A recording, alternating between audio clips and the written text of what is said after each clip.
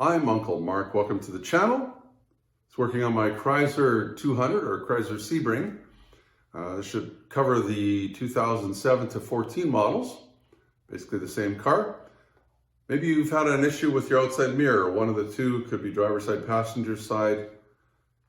You need to take it off. It doesn't really matter why, but sometimes they get clipped as cars go by or something like that. You need the whole assembly taken off. I'll show you how. It's pretty easy. Let's get it done.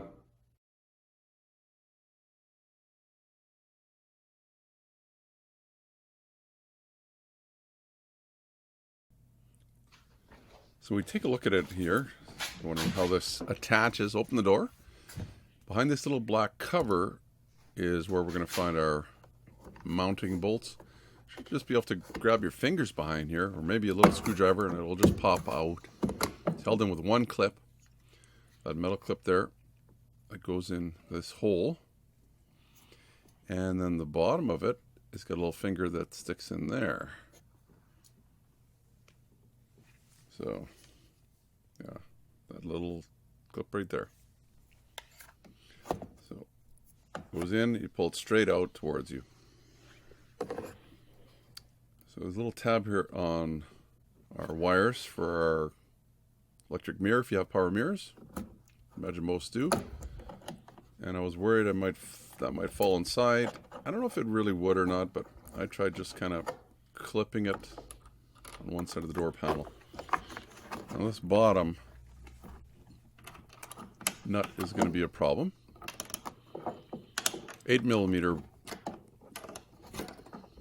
nut, and the washer is kind of part of it.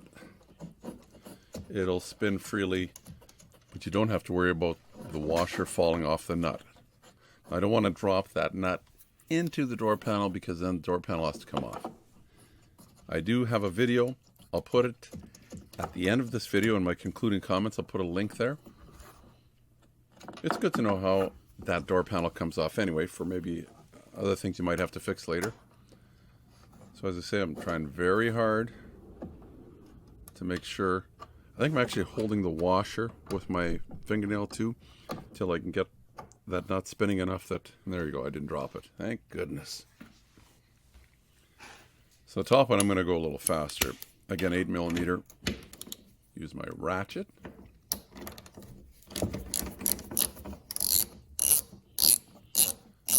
So that's pretty easy to get off. Nothing special about that. So I thought I'm going to hold the mirror while I take it off, thinking that it was just these two bolts that hold the mirror on, because I don't see a third bolt, but there is one. Of course, I'll give you that tip. It took me a little while to figure it out. There's a nut right there, under that black rubber piece. They kind of hide it. Guess this was the best hiding they could do. It's like, does it screw off or what it does? It's just basically stuck on there. I think you could just pull it off. Now if you're undoing this, got to make sure your mirror doesn't fall out. So I loosened it up. I'm holding it with my other hand just in case, because it's a fairly heavy mirror, and I imagine depends on why you're taking yours off. You notice the mounting holes are actually inside this cutout piece, and there's little tangs or alignment fingers that will go in these holes that are on the outside. Just show you on the mirror here. So it sits kind of that way. Ooh, hit the paint. Great.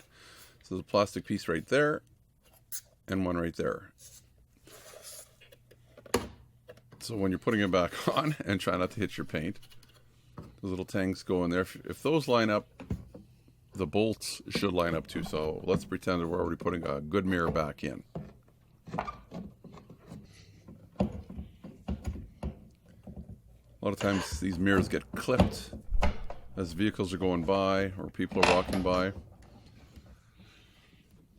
I stuck it in there. I figured I'll get the top one on first to hold it. Then I'll do that other easier one.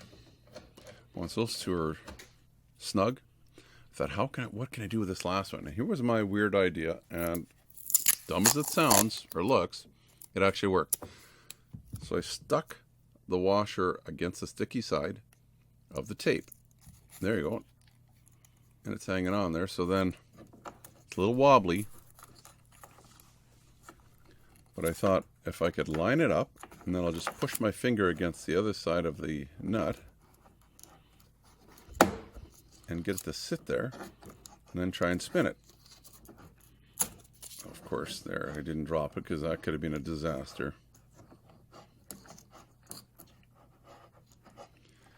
Not too worried about that last piece of tape hanging on there.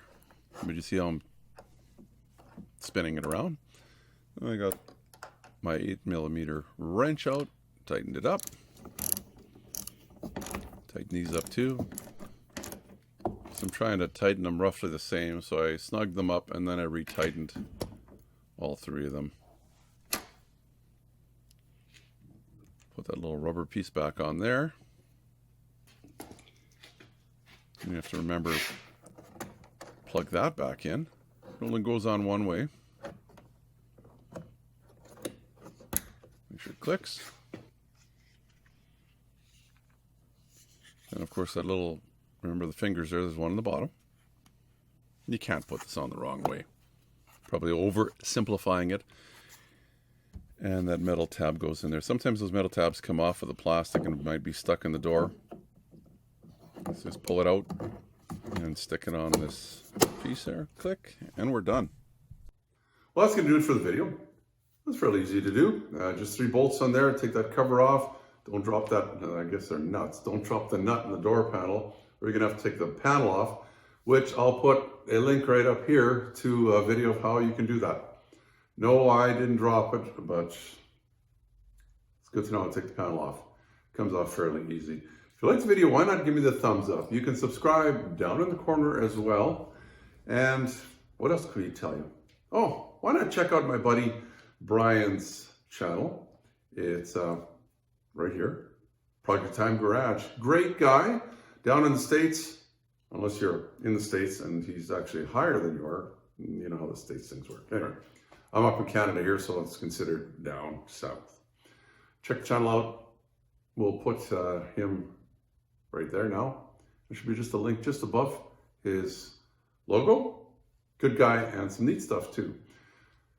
I better get going. You need to get going too. Until next time, Uncle Mark saying bye-bye for now. Please subscribe and you'll get all the notifications. It's easy. The little dog will show you how. Ring the bell. Ring the bell.